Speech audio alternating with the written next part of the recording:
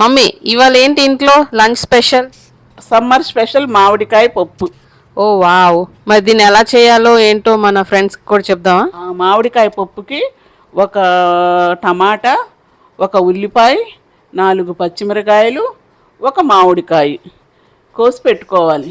తరువాత కుక్కర్లో ఒక చిన్న గ్లాసు కందిపప్పు వేసుకొని ఈ తరిగి పెట్టుకున్న మామిడికాయ, టమాటా, ఉల్లిపాయ, పచ్చిమిరపకాయలు వేసి కొంచెం నూనె వేసి 2 గ్లాసులు నీళ్లు పోసి స్టవ్ మీద పెట్టుకోవాలి.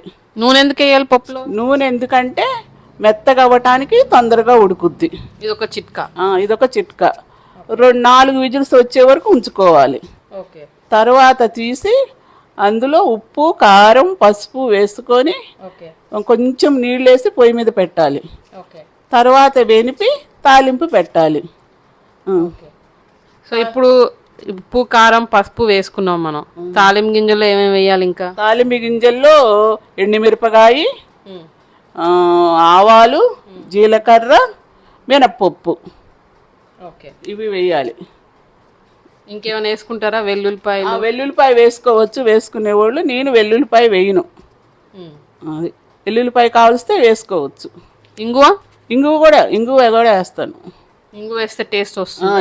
ఇంగు కూడా వేస్తే టేస్ట్ బాగా వస్తుంది.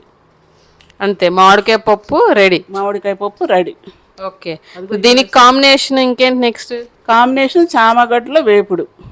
అది కూడా ఇవాళ చేస్తున్నాం అనమాట. ఇవాళ చేస్తున్నా చామగడ్డల వేపుడు. Okay, good.